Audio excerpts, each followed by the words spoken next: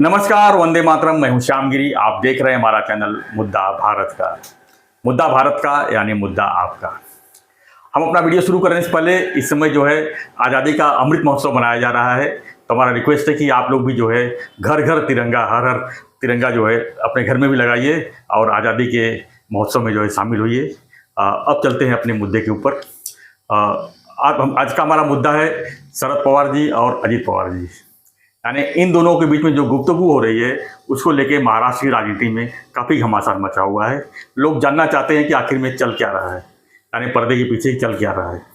इसी पर हम चर्चा करेंगे और जानेंगे कि पवार साहब का और अजीत पवार का जो मीटिंग है, जो मिलना है लगातार जो बना हुआ है, उसके पीछे का उनका उद्देश्य क्या है। हमारे साथ में सीनियर एडवोकेट और राजनीतिक विश्लेषक सुभाष काले जी। हम उन्हीं से जानेंगे कि ये जो अजीत पवार और पवार साहब का जो बैठक पूना में हुई, इसके पीछे की पूरी कहानी क्या है। सर, आपका स्वागत है एक बार फिर से।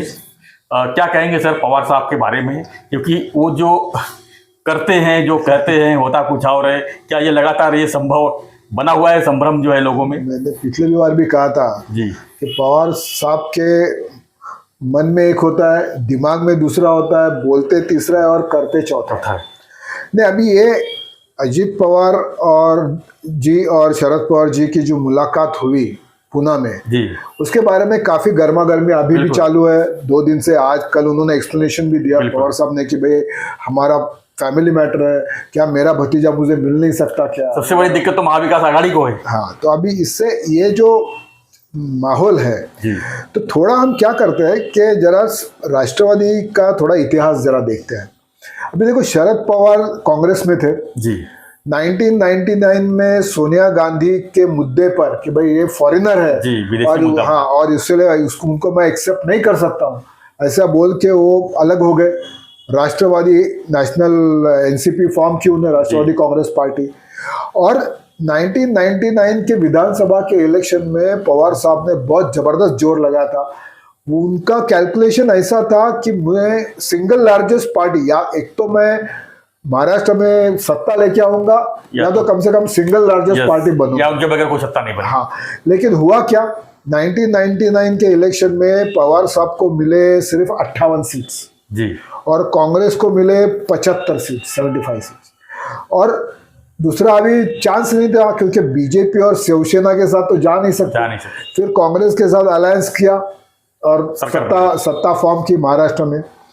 2004 में जब इलेक्शंस हुए तब फिर से जोर लगाया और उस वक्त एनसीपी के आए 71 मतलब हाँ, बढ़े। और कांग्रेस के 69, मतलब 2 आमदार एनसीपी के ज्यादा थे। और अगर ये देखा जाए तो जिसके ज्यादा आमदार उसका सीएम होना चाहिए।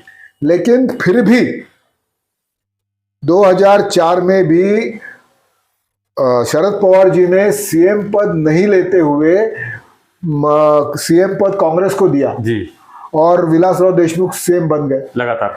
अजीत पवार जी ने अभी 2023 में जब ये बाहर निकले तो, और जब आमदारों के सामने उनकी भाषण हुआ था, उस वक्त उन्होंने इसका जिक्र किया कि अगर 2004 में अगर राष्ट्रवादी कांग्रेस सिंगल लार्जेस्ट पार्टी होते हुए भी उन्होंने सीएम पद दे दिया कांग्रेस को, अगर उस वक्त हम सीएम पद लेते तो आज के महाराष्ट्र का राजनीति में एनसीपी का स्थान कुछ अलग होता है। बिल्कुल, और हो सकता है वैसा, क्योंकि अल्टीमेटली सीएम पद पूरे महाराष्ट्र का राज्य कंट्रोल करना।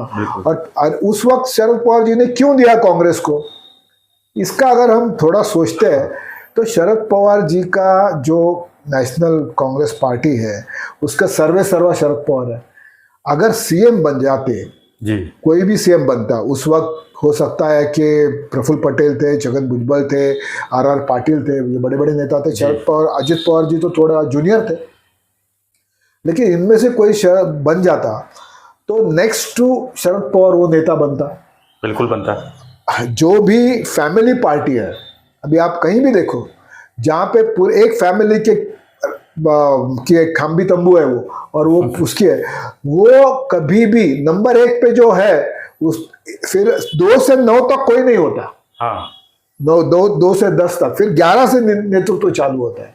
बीच में कोई नहीं चाहिए, 2 नंबर नहीं है नेता, 3 नंबर नेता कोई नहीं, 4 नंबर नेता कोई नहीं, सीधा 9 पे, पूरा 9 के बाद 10 के बाद चालू होता है। ये हर पार्टी जिसके एक फैमिली पार्टी है, क्योंकि उनको 2 नंबर पे लाना होता है अपने बेटे को या बेटी को। जैसे मुलायम सिंह यादव ने किया, हर पार्टी यादव को तुरंत सीएम बना दिए, बाला साहब ठाकरे हो या मुलायम सिंह यादव हो, जहां पे भी फैमिली पार्टी है उधर यही हाल है। तो उस वक्त किसी को 2 नंबर का वो सीएम बन जाए और वो स्ट्रांग हो जाता तो क्या करते, इसीलिए उन्होंने सीएम पद लिया नहीं। और ये माहौल में उस जो सेटबैक मिला वो इतना जबरदस्त सेटबैक है कि आज तक नेशनल एनसीपी 50-60 के बीच में 50-55 के ऊपर जा ही नहीं सकी। और इस बार की बात ऐसी है कि अजित पवार ने जैसे ही शरद पवार जी ने सुप्रिया सुळे को कार्याध्यक्ष बनाया, अजित पवार ने देख लिया कि अब मैं अभी नहीं तो कभी नहीं, और उसी हिसाब से वो अपना गुट अपने उनके साथ बड़े बड़े नेता है, ऐसे नहीं कि कोई मामूली आमदारों के साथ नहीं, बड़े बड़े नेताओं के साथ जो शरद पवार जी के साथ में पहले से साथ में है, वो सब नेता उनके साथ है अजित पवार, और वो बीजेपी में ज्वाइन हो गए।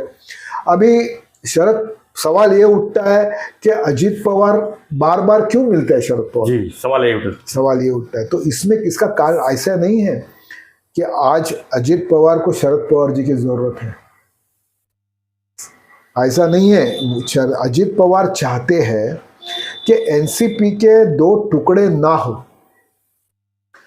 जो उनका निशान है घड़ी और एनसीपी का नाम, उसके लिए शरद पवार जी और अजित पवार जी के आपस में झगड़ा ना हो, और वो निशान और नाम अजित पवार के पास जाने के चांसेस बहुत ज्यादा है। इसीलिए वो चाहते हैं कि एक सुलह हो जाए जहाँ के। लेकिन एक क्या है, अभी अजित पवार ने तो लक्ष्मण रेखा क्रॉस करके बीजेपी के आंगन में आ गए, एनडीए में आ गए। अभी वो लक्ष्मण रेखा उल्टा नहीं आ सकते, वो तो अभी उन्होंने वो क्रॉस कर दिया है। अभी वो चाहते हैं कि पवार साहब उधर आ जाए। लेकिन बात ऐसी है कि पवार साहब ये भी जानते हैं कि मैं अगर अजित पवार के साथ गया अभी तो ये होगा कि देखो मैं हार गया, वो जीत गया, या ईगो की लड़ाई हो गई है। ये ईगो की लड़ाई है, और ये ईगो की लड़ाई है, और वो वहां नहीं जाएंगे नंबर 1। और वो कब तक नहीं जाएंगे, जब तक लोकसभा के 2024 के इलेक्शन नहीं होते, तब तक ये इनमें कुछ फैसला होने वाला नहीं है। और ये तो उनकी राजनीति की बात होगी। लेकिन फिर दूसरा सवाल ये है कि परसों जो मीटिंग हुई शनिवार को पूना में, उसका मेन रीजन क्या है उसका मेन रीजन है जयंत पाटिल अजित पवार को ज्वाइन होना चाहते हैं। वो मंत्रिमंडल में आ सकते हैं और आना चाहते हैं, लेकिन वो चाहते हैं कि शरद पवार उनको ऑफिशियली परमिशन दे। और वो क्या पवार साहब ने अजित पवार को परमिशन दिया था? नहीं, देखो अजित पवार की बात ही अलग है उन्होंने तो निर्णय, देखो अजित पवार ने देवेंद्र जी के साथ भी शपथ ली थी, उस वक्त भी शरद पवार जी के कहने पे उन्होंने शपथ ली, शरद पवार जी के कहने पे वो वापस भी चले गए, शरद पवार जी के कहने पे शिवसेना के साथ गए, डेप्यूटी सीएम बने। उन्होंने आज तक शरद पवार जी की कोई भी बात नहीं टाली। और इस वक्त लेकिन माहौल ऐसा था कि अगर अजित पवार ये स्टेप नहीं उठाते तो उनका पॉलिटिकल करियर खत्म के बराबर हो जाता, क्योंकि सुप्रिया सुळे स्ट्रांग हो जाती और वो 2 नंबर पे चले जाते। क्योंकि अभी शरद पवार ने 2 नंबर दे दिया ना सुप्रिया को, इसका मतलब अजित पवार तो 9 नंबर पे आ गए, और वो कैसे बर्दाश्त होगा। इसलिए उनको तो जाना ही था, और उनके साथ बाकी के जो लोग थे वो उनको लेके वो चले गए। अभी सवाल ये है कि जयंत पाटिल जो one of the strong supporter है शरद पवार जी के, वो भी आना चाहते हैं, लेकिन वो अपनी निष्ठा शरद पवार जी के साथ है।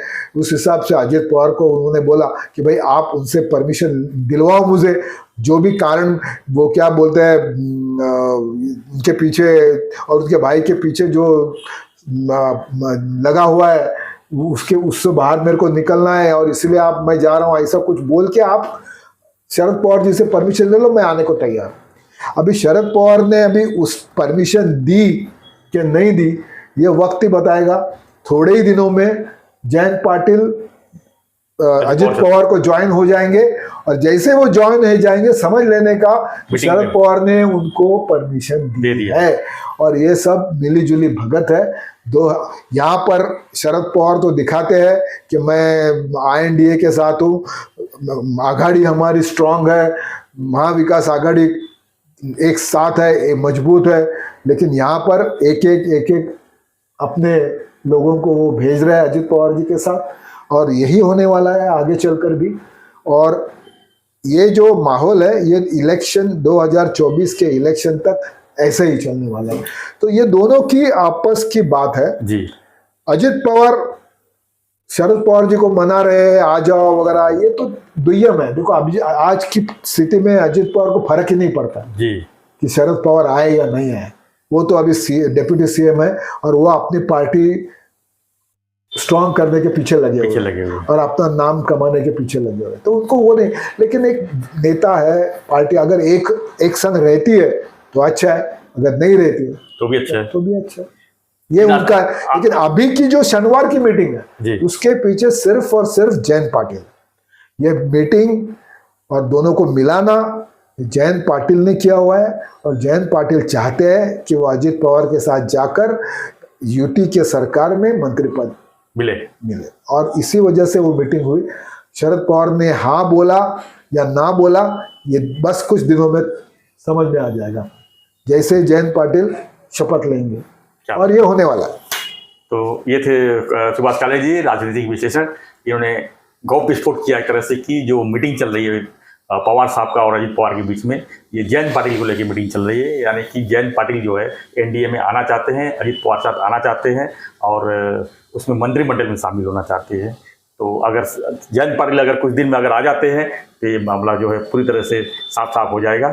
फिलहाल जो है इसमें महाविकास आघाड़ी में जिस तरह से घमासान चल रही है, उन पवार साहब के खासम खास संजय राउत ने जो है एक तरह से शरद पवार को पहली बार इनकाउंटर किया है कि महाविकास आघाड़ी में रहते हुए आप अजित पवार को क्यों बार बार मिल रहे हो, इस तरह से उन्होंने इनकाउंटर किया है। इसका जवाब भी उनको देना ही पड़ेगा, आज नहीं तो कल।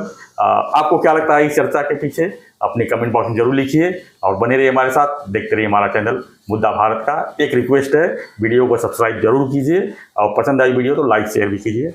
धन्यवाद सर, धन्यवाद, जय हिंद।